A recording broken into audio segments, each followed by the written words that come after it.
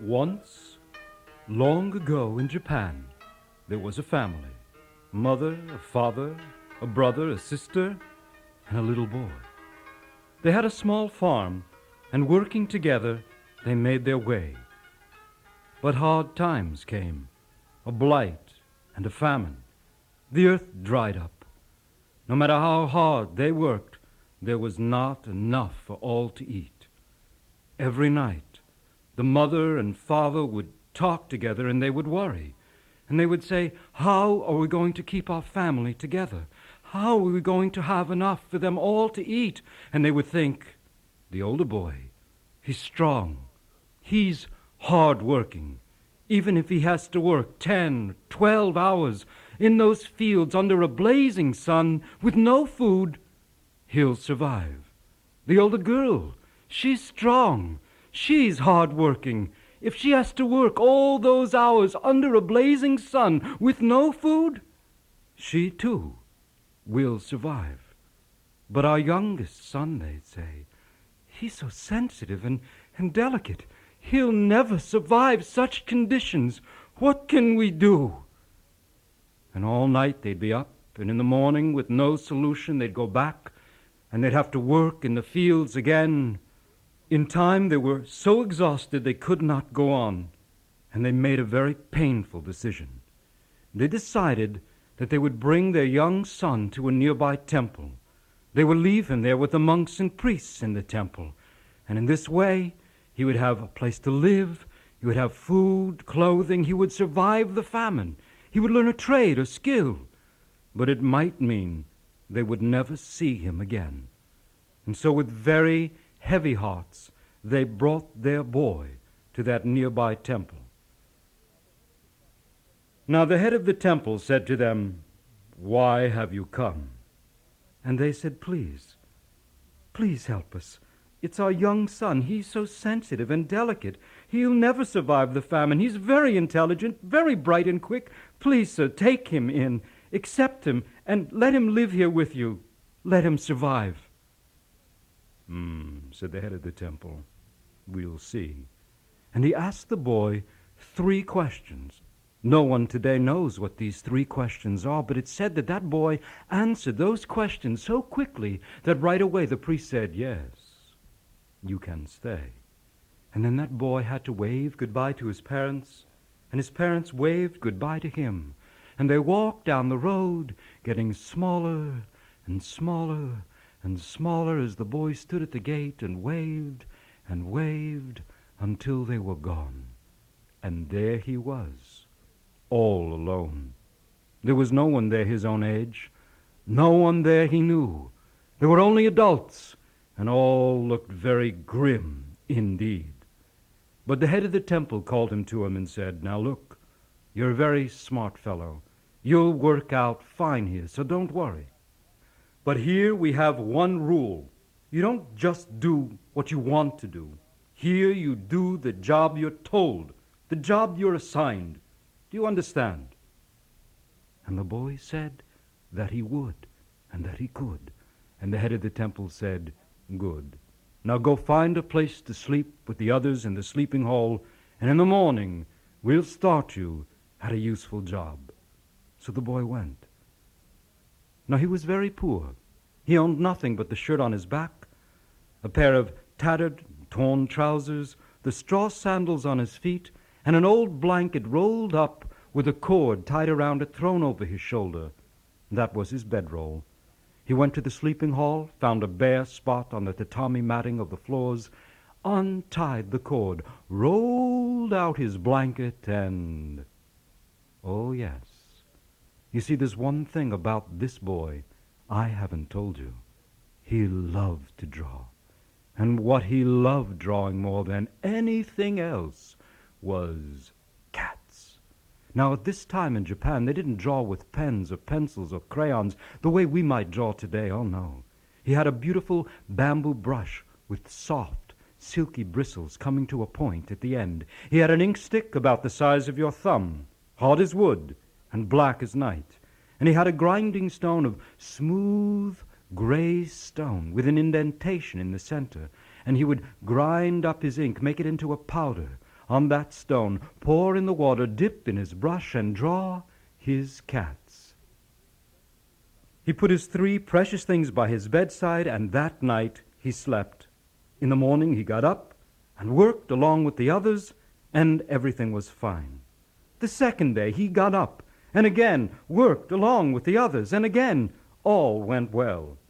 The third day the monks and priests in that temple awoke, yawned, stretched, put on their robes, went out into the central hall of the temple, and what was that?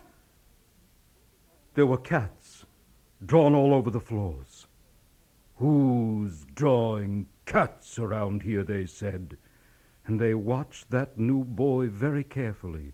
But they could see nothing out of the ordinary, and so they let it go by. The second day after that, the monks and priests in that temple awoke, yawned, stretched, put on their robes, went out into the central hall of the temple, looked at the walls. What was that? There were cats drawn all over the walls. "Who's drawing cats around here?" they said. And once again they watched that new boy very carefully, but again they saw nothing out of the ordinary, and they let it go by. The third day, once again the monks and priests in that temple got up, yawned and stretched, put on their robes, went out into the central hall of the temple, looked at the floors. The floors were all right. They looked at the walls. The walls were all right. They looked at the ceilings, and the ceilings were all right. "Whatever it is, it's over," they said. And they took out their books, opened their books to read, and what was that? There were cats drawn all over the margins of every book. The monks put down their books and went to the priest. "We've had enough. This new boy is drawing cats all over everything. You get him to stop, or you get rid of him. We don't want cats all over everything." Well, the head of the temple could understand how they felt, and he called the boy to him and said, "Are you the one who's drawing cats all over everything?" "Yes," said the boy. I don't mean harm by it. I don't mean to destroy public property or to ruin floors or walls or books. It's just that I see a clear stretch of flooring or a clear stretch of wall or a clear page in a book, and I just see cats. They just seem to jump up out of me, and before I know what I'm doing, I've ground up my ink, taken out my brush, and drawn my cats. I don't mean harm by it. Please understand." "I understand," said the priest. "Perhaps you're destined to be an artist in this life. Still, here you must do the job you are assigned. Do you understand? You must keep our rule, or famine or no, out you'll go. Now I'll give you one more chance." Now the boy knew it might well mean his death to go out alone into that famine, and so he made up his mind to work hard, to do the job assigned, and to forget drawing cats. The next day, the boy arose with the others, got up, and did his job. The second day as well, all went well. He hid his drawing things under his pillow. He didn't think cats, he didn't see cats. It was like he was over the hurdle. It was going to be all right. Then the third day, he awoke, yawned and stretched, and before he knew what he was doing, had drawn a cat right on the wall by his bed. He went to the washroom and began to brush his teeth with a fresh willow twig.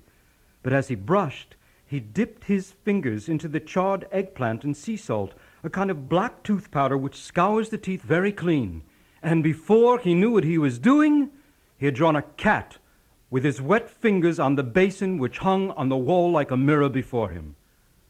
That priest was no fool. He called the boy in and he said, "That's it. Out you go.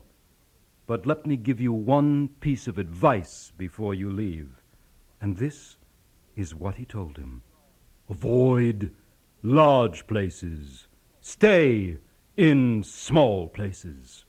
Now, the boy didn't know what this meant, but he figured, as most of us would in a situation like that it would get clearer as he went along, and so he just said, "Thank you, I will," and then he rolled his drawing things up in his blanket, tied the cord around it, threw it over his shoulder, and set out on the roads alone. Now at this time, it was late in the fall, the time we call Halloween. The sky was low and gray, and the wind came moaning through the trees. Ooh! And the dead leaves rattled on the branches like bones. Chick, chick, chick, chick, chick, chick. And the boy got scared. Where would he stay? Who would care for him? How would he eat? How would he live? He would starve or freeze to death. What could he do? And then he remembered. About 12 miles away, up on a hill, was a great big temple, so big that perhaps they even needed an artist there, and he might do what he loved doing most in this world. He might draw. But even if he couldn't draw, he would chop wood, he would cook, he would clean. Whatever they needed, he would do it. And with this hope and determination in his heart, he set off for that other temple. But what he didn't know was that that temple had been abandoned, and that a goblin now lived there. And at night, when travelers went into that abandoned temple, lay down and went to sleep, the goblin would creep out along the floors, and while they were all sleeping, it would gobble them up.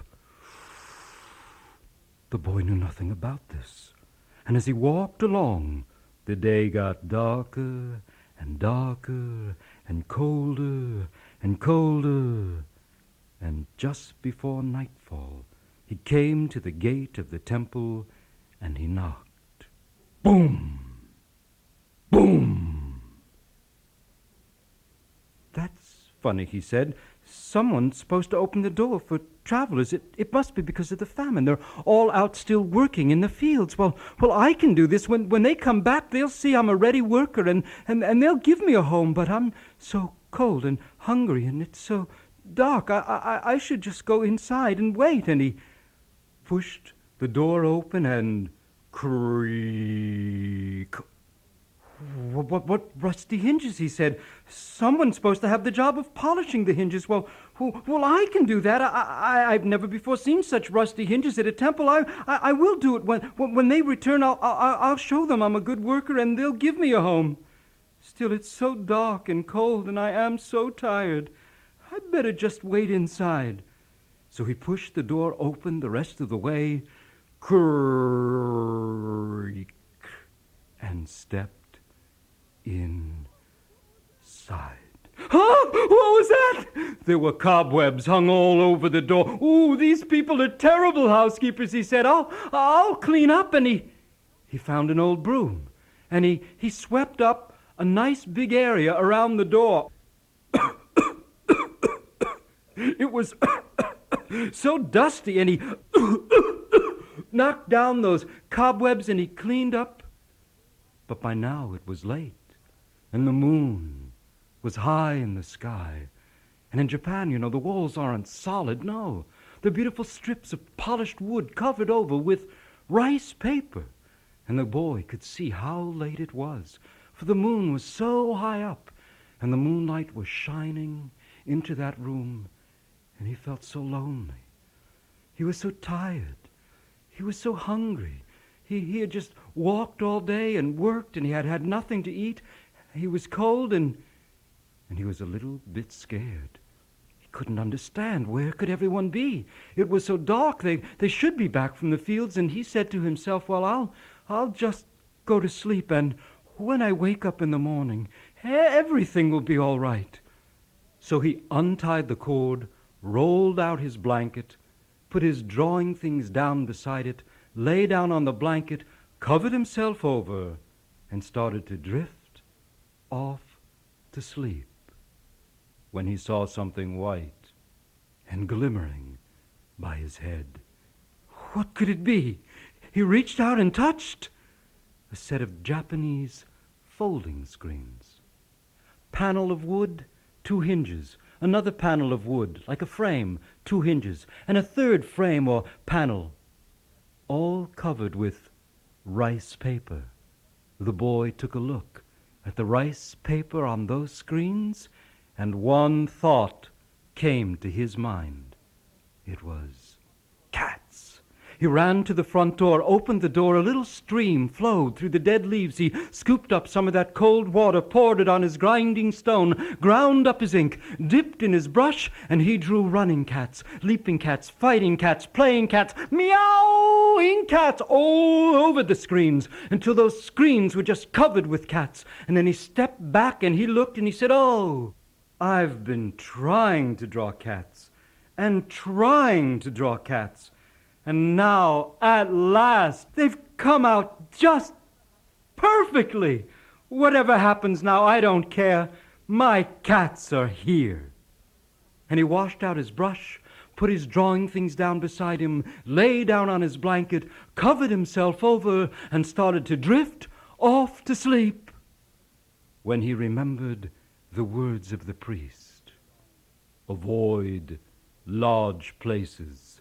Stay in small places." And the boy looked around, and there he was in a great, big, huge room, the very kind of room he had been warned against. He had been told that something terrible was going to happen to him in a room just like this one. "Oh, I've got to find a small space," he said, "a small space. Something terrible is going to happen. I know it." He looked all around. He looked behind the screens.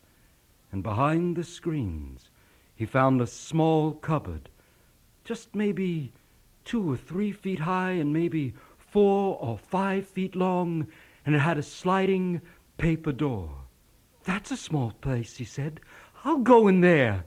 And he slid the door back, took his drawing things and his blanket in one hand, crept into that little cupboard, slid the door closed, and safe at last he fell asleep.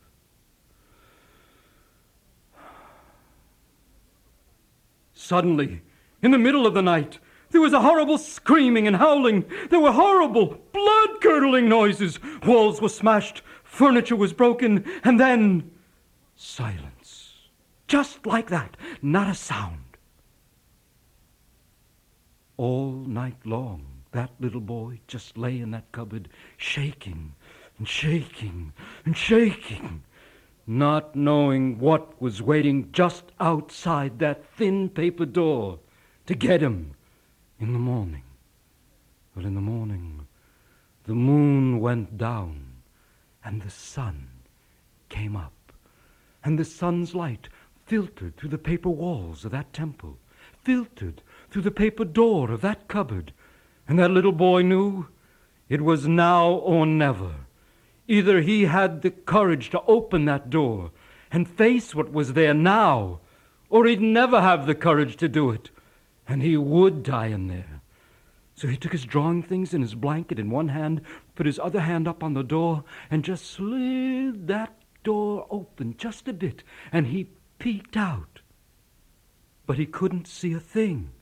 He was behind the screens. So he slid the door back the rest of the way. He took his blanket and drawing things, and he crept out onto the floor. He crept along the screens.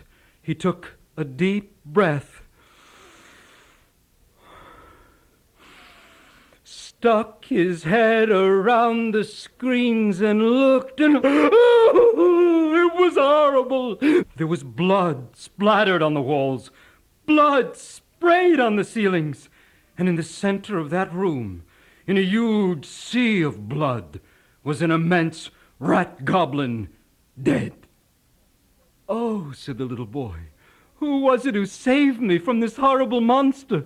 Who was it who spared my life from this demon who'd come in the night to tear me to pieces? And then he looked up on the screens where he had drawn those cats with so much love and care, and from every tooth and from every claw, blood was dripping down the screens, because those cats had come to life in the night, and it was those cats who had saved him.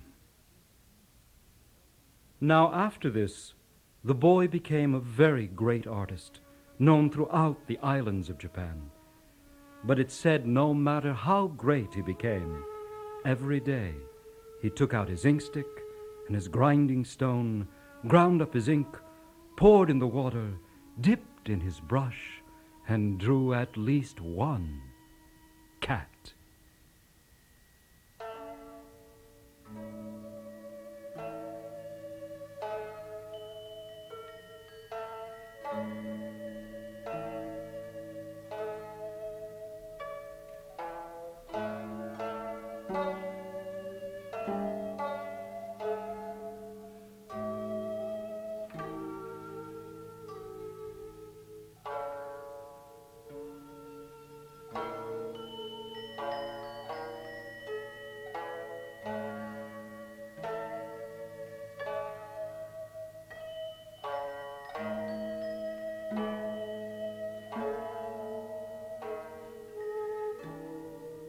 Once there was a poor but kind-hearted fisherman named Urashima Taro.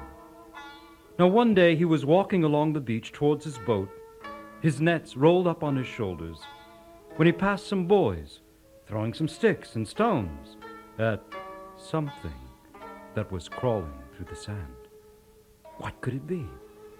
He went over and saw that they were throwing these sticks and stones at a gigantic sea turtle that had crawled up out of the sea and was now trying to make its way back to the waves.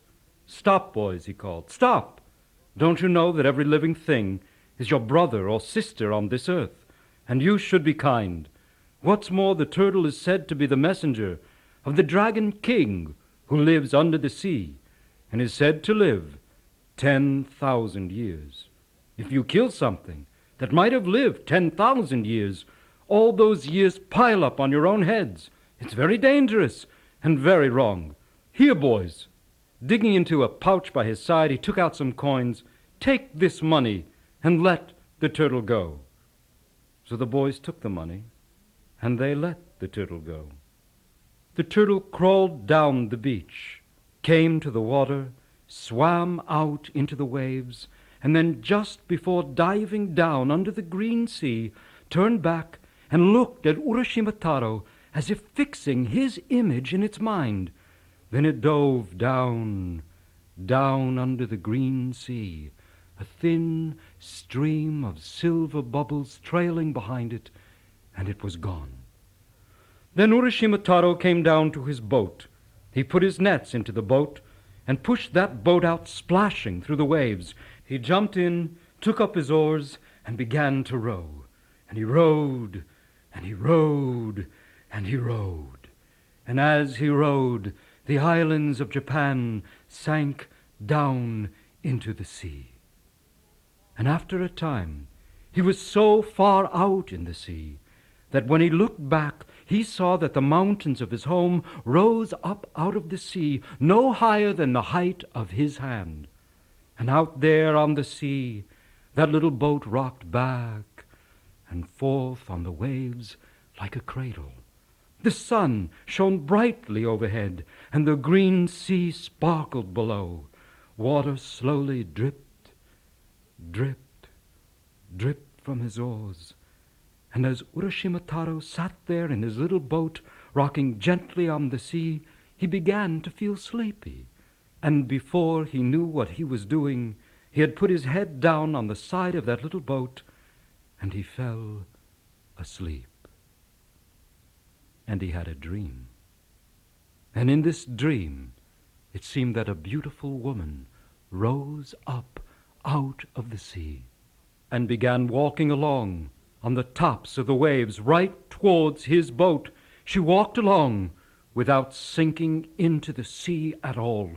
Her long black hair hung down behind her. Her robe was crimson and blue, and at her wrist and at her throat she wore pearls and corals and emeralds, and she was beautiful. On she came right across the water, closer and closer. She stepped into his boat, reached down and touched him on the shoulder, and Urashima Taro awoke. And there she was, just the way he had seen her in his dream. "Who are you?" he said. "What do you want?" And she said, "Urashima Taro, Urashima Taro, I am the daughter of the Dragon King from under the sea, and because of your kind deed to my father's messenger, the turtle, he has sent me to you to be your bride, and we shall live together on the island where summer never dies, if you wish." Well, he did wish. And she sat down on the seat beside him, and she took up one oar, and he took the other, and they began to row together. They rowed, and they rowed, and they rowed. And as they rowed, the islands of Japan sank down into the sea, and up before them, like a dream, rose the island where summer never dies. They rowed right through the surf. Urashima Taro jumped out, splashing in the water, pulled the boat up onto the sand so it wouldn't drift away, helped the princess step out of the boat. But when he turned, what was this? There were strange creatures from under the sea, with crowns on their heads and robes on their bodies, and they said, "Welcome, welcome, kind Urashima Taro." And Urashima Taro married the princess from under the sea, and for 3 years he was happy. Every day some new wonder from under the sea was brought to entertain him.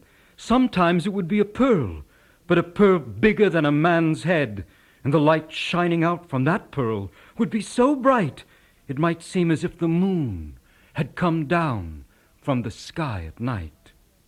Sometimes the giant serpents that live under the sea would coil around the stairwells of the palace, and the light shining out from their bodies would make it seem as if the stars had come down from the night sky.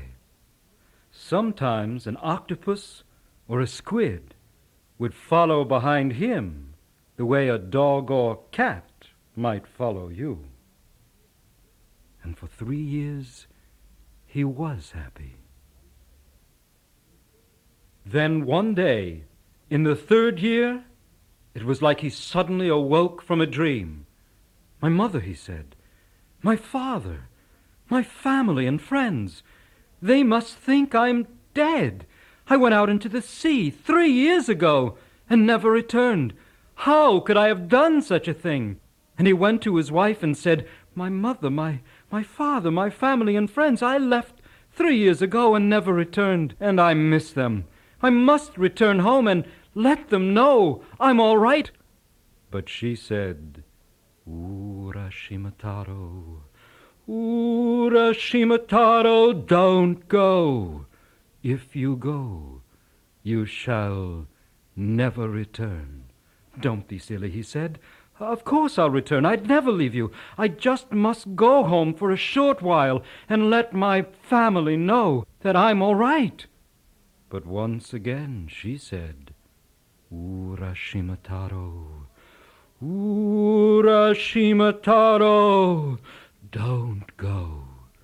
If you go, I shall never see you again." "Don't be silly," he said. "I'll be back, and soon." And when she saw that he was going to go, whether she wanted him to go or not, she turned, reached back, and gave him this. It was a small, black lacquered wooden box tied with a silken cord.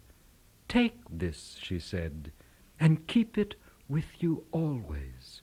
It will help you come back to me." "But you must never open the box. Do you understand?" "I do," he said. "I will keep it with me always, and I will never open the box." Then he ran down to the beach, put the box in the boat, pushed the boat out splashing into the sea, jumped in, took up his oars, and began to row. And he rowed, and he rowed, and he rowed. And as he rowed, the island where summer never dies sank down into the sea, and up before him once again, like a dream, rose the islands of his home, Japan. He rowed right through the surf, jumped out splashing in the water, pulled the boat up onto the sand so it wouldn't drift away, lifted out the box, and what was this? Something was strange. When he had left, only 3 years ago, the mountainside behind the village had been covered with trees, and now it was just bare stone. When he had left only 3 years ago, the trees of the grove had stood tall and straight, yet now they were all twisted and bent. The houses were strange. He had never seen houses like that before. The people's clothing was strange, like none he had ever seen. Holding that box, he walked up into the village. But the people's faces were all strange to him, too. This was his own home, his own village, yet he didn't recognize a single soul. "What's going on?" said Urashima Taro. "Why is everything so different, so strange? I'm going home." And he ran to where his house should have been. But when he got there was no house. Just then an old man, leaning on a stick, came hobbling down the lane. "Old man," called out Urashima Taro, "old man, please help me." "Eh," said the old man, "what do you want?" "Help me," said Urashima Taro. "Help me find the house of Urashima Taro. He grew up here. His mother and father live here still." "Urashima Taro," said the old man, scratching his beard. "Urashima Taro. Never heard of him." "Old man, wait, please," said Urashima Taro. "I know he lived here. Please, old man, think hard. Urashima Taro. Urashima Taro." "Urashima Taro," repeated the old man. "Urashima Taro? Urashima Taro? Urashima Taro? Why, my father's father told him the story of Urashima Taro, that young fisherman who went out into the sea one bright, sunlit summer's day 300 years ago. Urashima Taro, you want his home? It's the graveyard. You'll find his whole family there. But let me, an old man, be." "What kind of joke is this?" said Urashima Taro. But holding the box, he went to the graveyard. And there, in the oldest portion of the graveyard, under a great tree, hung with moss, he found 3 large gravestones. They'd been there for hundreds of years.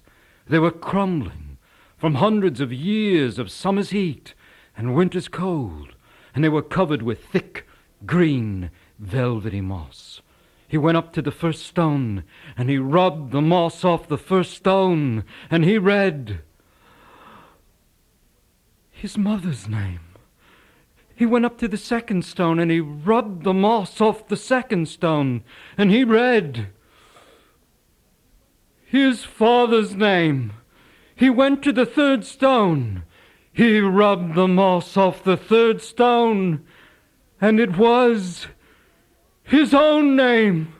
"What's going on?" said Urashima Taro. "What kind of nightmare is this?" And holding that box, he wandered down to the sea.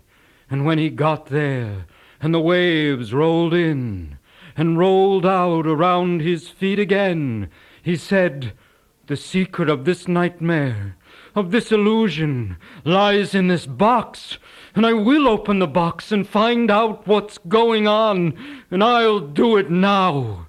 And he untied the cord around the box, dropped it on the sand by his feet, put one hand up on the lid of the box, took a deep breath, lifted off the lid, and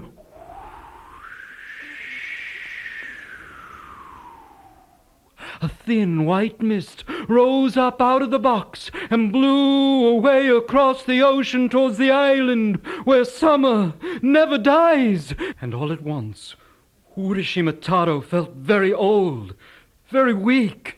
His hands shook. They shriveled up before his eyes. His teeth loosened in their sockets and fell out. His hair turned gray, then white. 2 tears dripped from his eyes and fell into the sea. And Urashima Taro, 300 years old, collapsed onto the sands, turned to dust, and blew away across the ocean. Now, if you ever go to Japan, go to that village. Find the temple.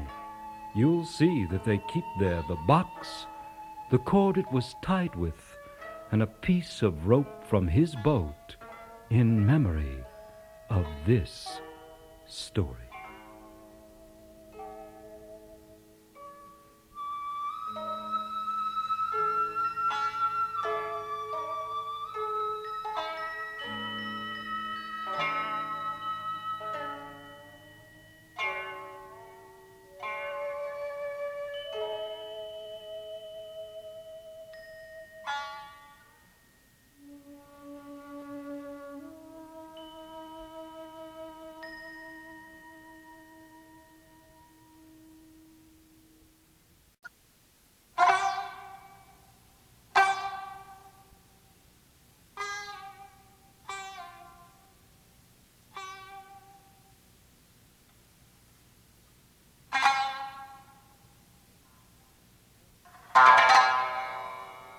Long ago, in Japan, one family, the Heike family, came into power, and they ruled all the islands of Japan with an iron fist. But then they grew soft. But another family, the Genji, remained warriors, remained samurai, and they began to battle with the Heike for control. They fought many terrible battles, and then finally, off the coast of Donnoura, these 2 families came together in great fleets of ships. Flames leapt everywhere.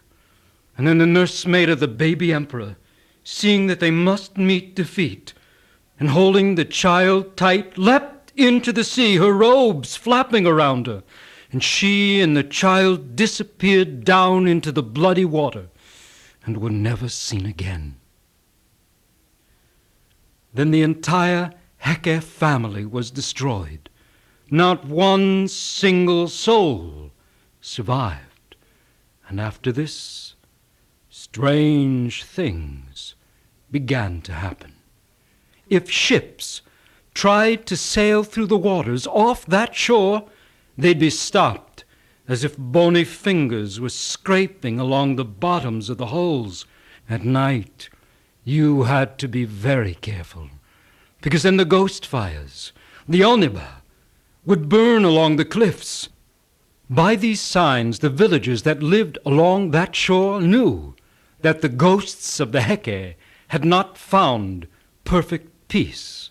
So they built a little temple up on the hillside over the sea.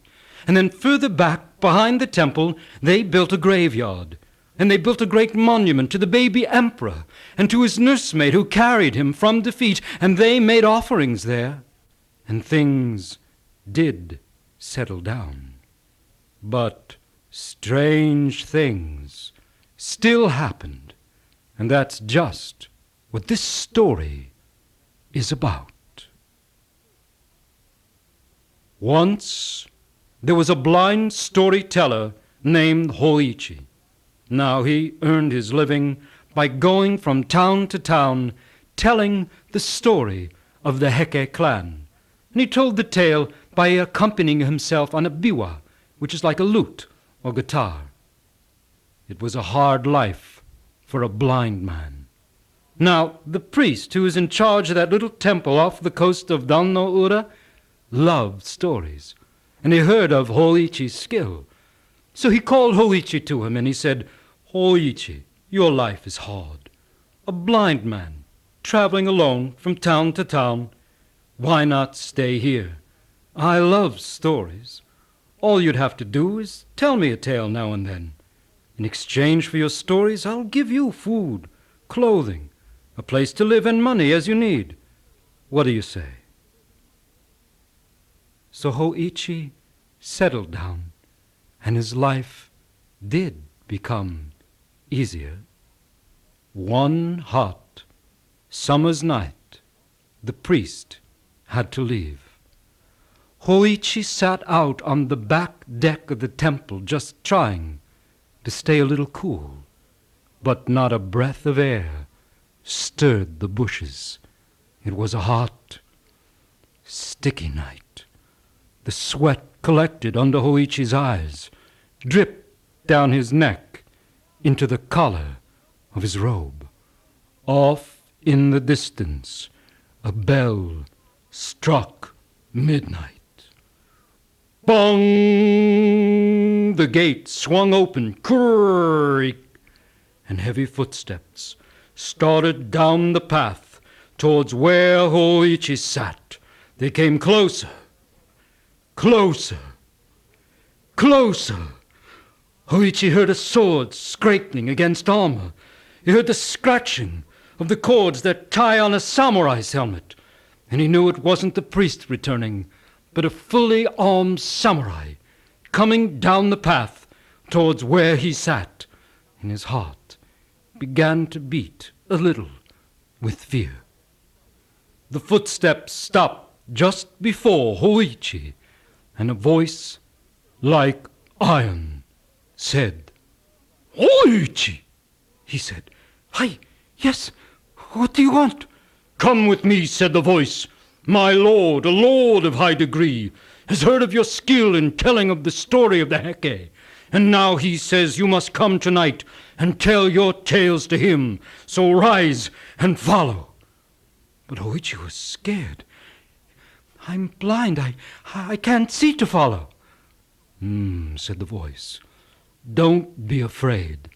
Just raise your fist, and I'll guide you." So Ho-Ichi slung his biwa onto his back, stood up, and raised his fist into the night.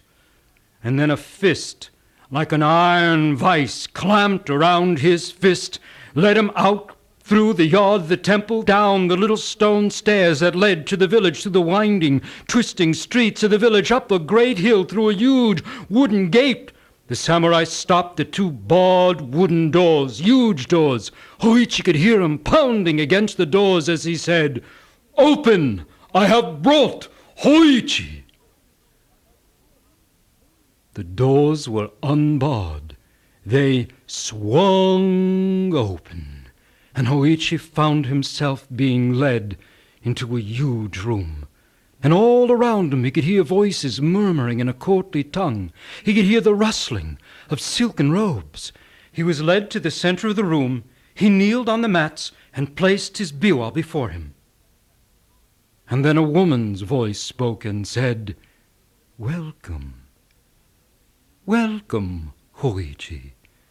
We have heard of your skill in telling the story of the Heke, and our Lord, the Lord of high degree, wants you to tell your tale for him. So, begin." "Oh, noble host," stammered Ho-Ichi, "the tale of the Heke is so long it takes 4 whole nights to tell. With which part of the story should I entertain this august company this evening?" And the woman's voice said, "Tell of the battle at Danno-ura. For the pain of that is most bitter, yet most sweet." So Ho-Ichi lifted up this biwa and began to strum upon it. and he began to chant once again the story of the battle at Dan no Ura. And as he did, what was this? Once again, the two fleets of ships could be seen. Once again, the archers stood on their decks in their black armor. Once again, the bowstrings were drawn tight. The air was filled with arrows. Men fell pierced and screaming into the sea. Ships crashed together. Masts splintered and broke. Flames leapt everywhere. And once again, the nursemaid of the baby emperor lifted that child up in her arms, walked to the front of the ship, and leapt into the sea, her robes flapping around her, and she and the child disappeared down into the bloody water. And as Ho-Ichi told the story, his audience began to sob and weep, and he grew frightened. Never had an audience responded in such a way to his story.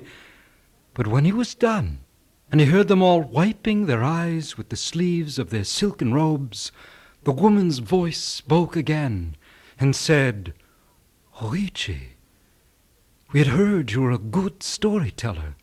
We never knew how good. You must come again. Come 3 more nights and tell the whole tale. And when you are done, we shall reward you greatly. But you must tell no one where you have been. Is that understood?" Now Ho-Ichi was thinking to himself, this is a great, a noble, a wealthy company. If they like my work, my fortune is made. And so he said, yes, I will come again. I will come 3 more nights. I will tell the whole tale, and I will tell no one. Good, said the woman's voice. Now the samurai will guide you home again. Be ready tomorrow for him at midnight, Ho-Ichi. Remember, tell no one, and until then, farewell. So once again Ho-Ichi slung his biwa on his back, raised up his fist. Once again a fist like an iron vice clamped around his fist. He was led out of that huge room. Ho-Ichi was led down the hill, through the winding, twisting streets of the village, up the stone stairs, into the temple yard, just as the sun was rising, for he could hear the birds singing in the trees. And the samurai left him, and Ho-Ichi, exhausted, drained, stumbled to his room and slept all through that day. But the next night, at midnight, he was ready. And once again that samurai led him up to their great palace on the hill, and once again he told more of the story of the Heke. But that morning, when he returned, the priest was waiting. "Ho-Ichi," he said, "where have you been? A blind man out alone through the night? Tell me, what is going on?" But Ho-Ichi said, It's just a private matter. Just very tired, and I must rest." And he stumbled past the priest, went into his room, collapsed on his little bed, and slept all through that day. But the priest did worry. So that next night he had 2 servants waiting behind the low stone wall that ran around the temple yard, waiting with covered lanterns in their hands. Just before midnight, the 2 servants saw Ho-Ichi go out to the back deck of the temple, seat himself there as if waiting for someone, his biwa beside him. As the bell struck midnight, suddenly dark clouds obscured the moon. Lightning flashed, thunder crashed, rain poured down in sheets. And the 2 servants, astonished, saw Ho-Ichi sling his biwa on his back, raise his fist up into the night, and go running off into the darkness and storm alone. They lit their lanterns and followed. But by the time they got down to the village, Ho-Ichi was gone. So they wandered on through the wind and the pouring rain. And just about 3 a.m., they heard a voice singing. They followed the voice, and it led to the graveyard. and they peered over the graveyard wall, and there, seated in the pouring rain, his robes plastered to his body, splashed with the mud of the graves, was Ho-Ichi. And all around him were thousands upon thousands of the Oneba, the ghost fires dancing and burning and swaying and wavering to his music. Well, those two servants were astonished. They were frightened, but they climbed over the wall. They came up to Ho-Ichi, and they shook him, and they said, "Ho-Ichi, Ho-Ichi, come with us, come with us." But Ho-Ichi was in some kind of a trance, and he said, "Don't disturb me. Don't embarrass me before this noble company. Let me be, you'll ruin everything." And he tried to play on. Those two servants took hold of Ho-Ichi, and they didn't know what he was talking about. They just dragged him back through the mud and the rain. They carried him over the stone wall of the graveyard, took him back to the temple, and then the priest came in and said, "Ho-Ichi, tell me, where have you been?" And Ho-Ichi said, "I've been going up to a great palace up on the hill and telling the story of the Heke there, and only one more night and I would have been rewarded greatly." "Oh no," said the priest. "You weren't telling the story to living people, but to the ghosts of the Heke. And now that they know, that you know who they are, when they come for you this night, they will tear you to pieces. But they would have done that in any case, Ho-Ichi. Now listen, I have a plan. If you're brave, if you're strong, I can save you. But you must do exactly as I say. Now I must go out tonight. When I'm gone, my servants will paint over your body the words of a sacred text. Then you must seat yourself on the back deck of the temple, and when those ghosts come for you this night, you must not respond. You must not answer. You must not cry out, no matter what they do. And if you can do this, you shall be free of them forever, and I promise you, Ho-Ichi, your life shall change." The priest left. His servants painted over Ho-Ichi's body the words of a sacred text. Then they put Ho-Ichi out on the back deck of the temple and hid themselves in the rooms furthest from the rear of the temple. It was a hot, sticky night. The sweat collected under Ho-Ichi's eyes and dripped down his neck into the collar of his robe. Off in the distance, a bell struck midnight. Bong! The gate swung open, creak, and heavy footsteps started down the path towards where Ho-Ichi sat. They came closer, closer, closer. Ho-Ichi could hear the scraping of a sword against armor. He could hear the scratching of the cords that tie on the samurai's helmet.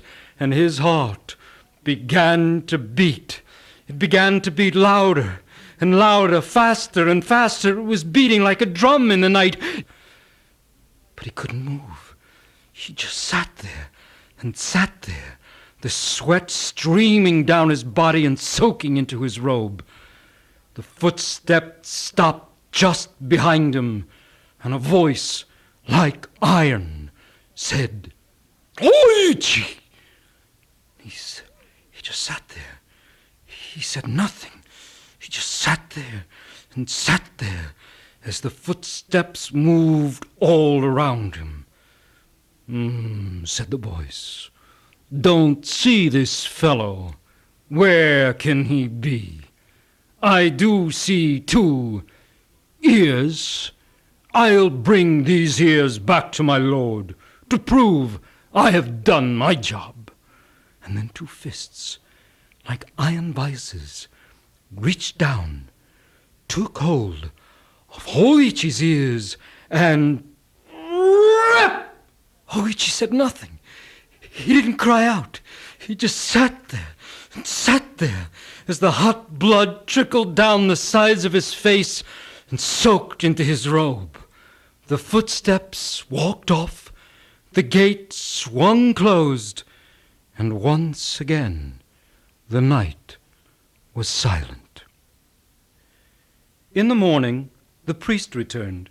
As he walked along the stone path that led to the rear of the temple, he slipped in something wet. What could it be? He bent down, looked, and saw blood. Ho-Ichi!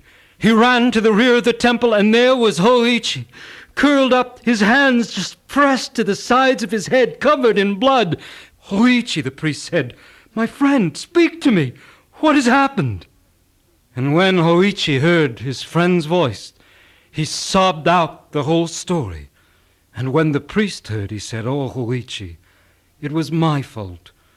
My fault. In my haste to leave, I did not make sure that my servants had done the job properly. And they, poor fools, forgot to paint the insides of your ears so the ghosts could see. But Ho-Ichi, you were brave. You were strong. You came through with courage. I promise you, my friend, these ghosts will never bother you again." And he took Ho-Ichi into the temple, and he bandaged up the terrible wounds. In time, those wounds healed. And when they did, once again, Ho-Ichi took up his biwa and began to play upon it. He began to tell the story of the Heke once more, and he also told now the story of his strange encounter with the ghosts of the Heke. Many great noblemen and samurai came to hear him, so that in time he did become both rich and famous. But after this, he was never just known as Ho-Ichi again. He was always known as Ho-Ichi the Earless.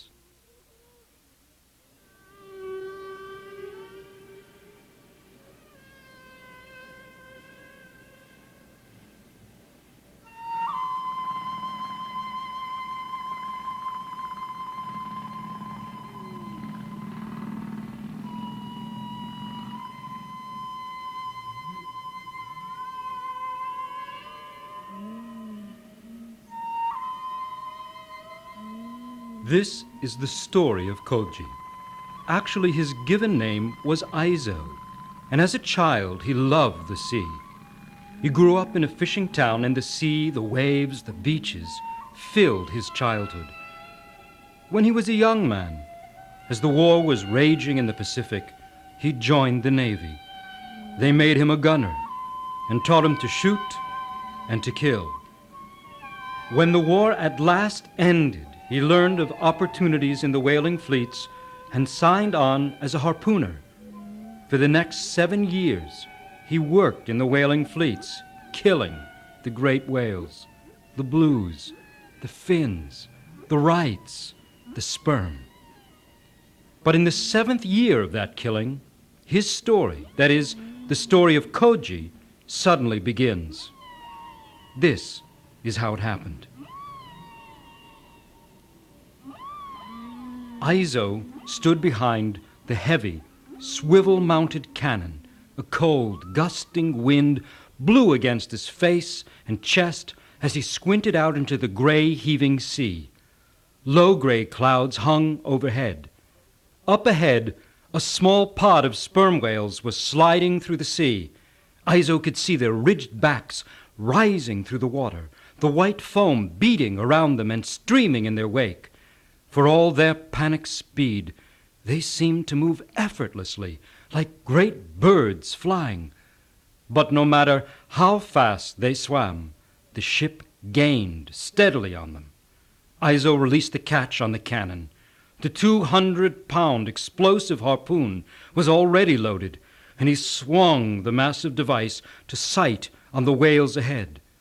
They came closer, closer. Then, boom! Both sea and sky were hidden behind a screen of black smoke. The air stank of gunpowder. The inch thick line flew out, uncoiling rapidly, and it was a hit. Then, in a few seconds from ahead, a second, but now muffled boom, the harpoon head exploding. The line twisted as the agonized whale rolled, dying in the bloodied sea. The cannon was reloaded. Again, Aizo sighted along the cannon's heavy barrel. A dark shape rolled before him. Again, the cannon roared. Boom! The line flew out. The sea was hidden. The stench of gunpowder filled the air. A hit, a good shot. But as the air cleared, he saw that it was smaller than he had thought. An adolescent calf. But there was no help for that now, for boom! The harpoon head exploded, and that young whale, too, was dying. Aizo paused as the crew raced around him, reloading the cannon with a third explosive harpoon. Once again he grew ready, aimed. Then, what was this? The large bull sperm whale was swimming directly towards the ship through a now suddenly clear and sparkling sea.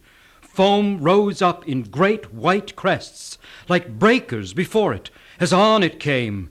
It was moving with such speed that its great head lifted up out of the water and was planing on the waves like the prow of a fast-moving ship. The whale's wet, black, wrinkled body flashed in the sunlight, and the water droplets sparkling along its length made it seem as if it was covered with diamonds, emeralds, rubies, pearls. Then a voice spoke to Aizo, a voice like the sound of water pouring down into deep, rocky pools. Do not kill, Aizo. Do not kill. Never kill again. It was the voice of the sperm whale. Aizo stood there, frozen, fascinated, sweat streaming from every pore. What is happening, he thought. I must be going insane. Boom!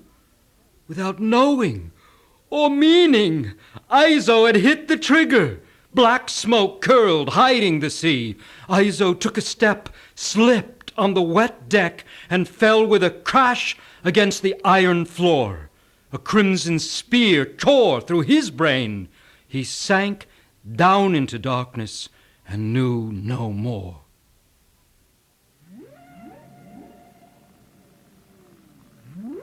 He was flying, soaring, rising weightlessly through an emerald sea. He was a whale, a sperm whale. He didn't have hands or fingers. He had two great fins. He had no face, but a great projecting head, eyes on either side with a long, slender tooth jaw set directly below.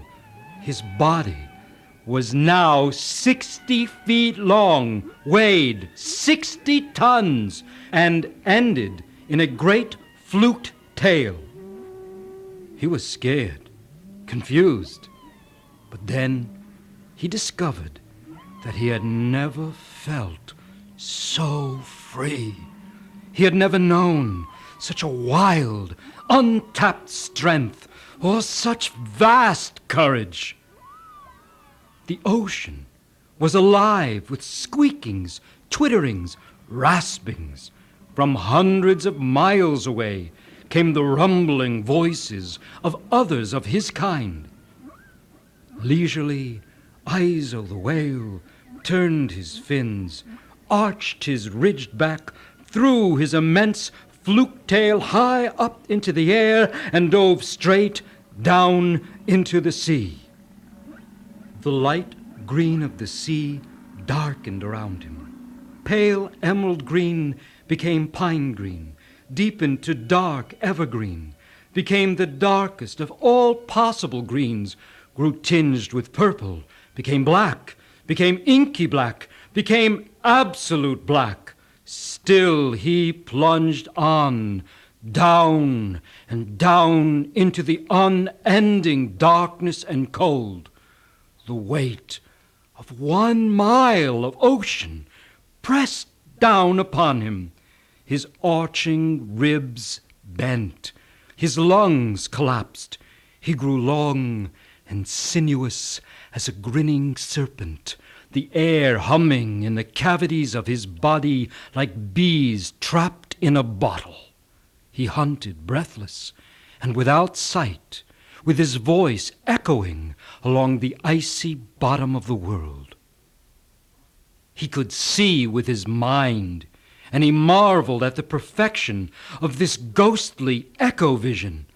The jagged mountains and spires, the deep caverns and canyons of the sea bottom were all known, were clearly visible to Aizo in images formed by his own song bouncing back to him through the darkness. He glided on. He felt a tangle of movement in the darkness and was irresistibly drawn.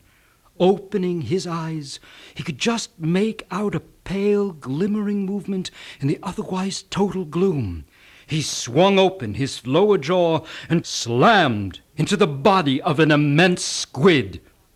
10 long, cold, powerful arms writhed around him. Strong suckers grabbed, and a sharp beak sliced and tore. Gripping the giant squid with his tooth jaw and pushing with all his great strength, he swam up through a mile of sea as tentacles thick as trees strangled and squeezed. Up he rose, his jaw clamped upon the struggling squid, following the sounds that led to his family pod. The surrounding sea grew brighter. Gradually light and warmth and color returned. He broke the surface in a burst of clotted breath and foam. He had been a mile under the sea, and without air or warmth or light for over an hour. The squid was dead. He tore it, gulping it down in chunks, breathing through the single nostril on his head in long, sweet, easy breaths. Aizo swam on then, protectively, behind his females and calves, in the vast, languid emptiness of the glittering afternoon sea. There was neither house, nor tree, nor flower, nor bird, nor object of any kind. Yet he felt richer than any king. He had nothing. Nothing now. Not even hands to grasp a single thing with. And yet he had never before dreamed of such contentment. Slam! Bang! Slam! Bang! Something beat against the surface of the sea. Frightened, the whales quickened their pace, but slam! Bang! Slam! Bang!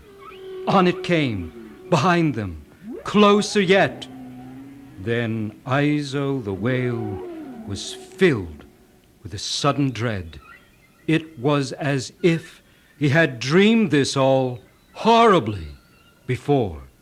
He rolled his eyes back, and there was the catcher's ship, his own ship, its black iron hull streaked with rust like dried blood, crashing through the waves, beating against the sea.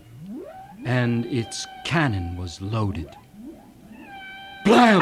The cannon roared. A young cow screamed so high no man could hear. Then, boom! The harpoon had exploded, and the cow's last scream tore through the pod as her blood sprayed the sea. And the ship came on. Again, the cannon roared. And now, amidst the smoke and sudden terrible noise, an adolescent calf was thrashing wildly in an agony of pain and fear. The harpoon exploded, and it too died. Then a great protective determination awoke in Aizo's whale heart. He turned in the sea and swam directly on, On towards the oncoming ship. Waves broke and foamed against his mountainous brow. I am Aizo, Aizo, and you must not kill. Do not kill. Never, never kill. Never kill again. A blinding flash and a sharp and terrible pain drove him down against the bottomless sea. He gathered his immense strength, rose against the pain, and swam on. Do not kill, he said to them. Never, never kill. Suddenly, with a muffled roar, sea and sky ripped, and in one horrible burst, tore apart.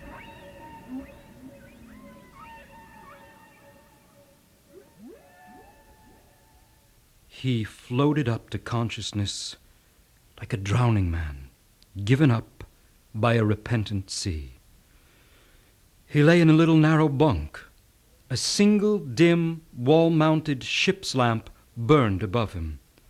He was covered with sweat, and every muscle and bone in his body ached. But he was alive, and he was a man once more. He flexed his fingers and stared at them in amazement.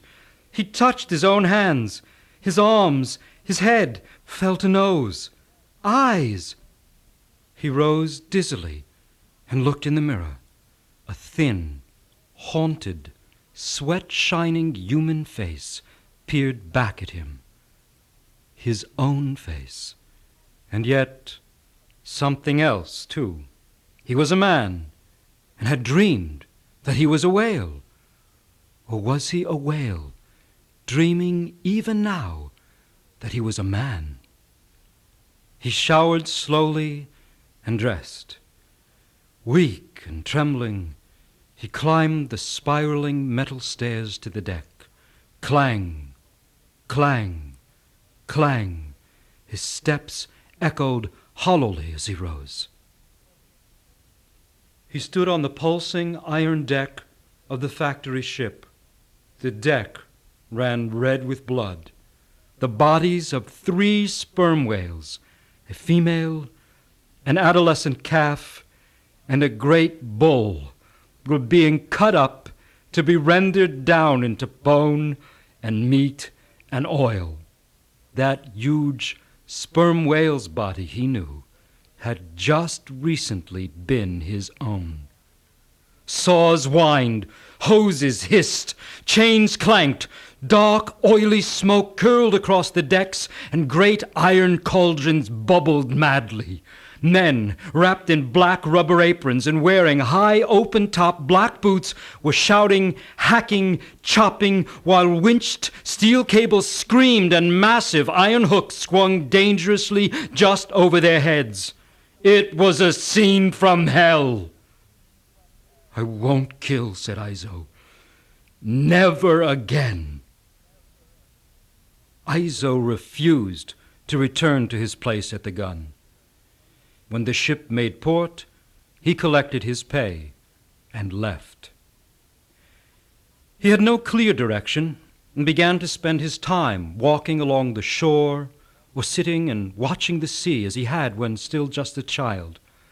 After a time, he began to collect the logs and driftwood that washed up on the beaches and carve them into the shapes of the whales that he had seen, that he had hunted and killed, into the shape of the whale that he himself had been. His carvings were simple, yet they had an honesty and power. And there was something about them, for rough as they were, they somehow made you feel that at any minute they might breathe and move, that if you put them in the sea, they might spout and dive and swim away. He took the name Kogi then, a name from an old folk tale about a Buddhist priest who dreamed he was a fish.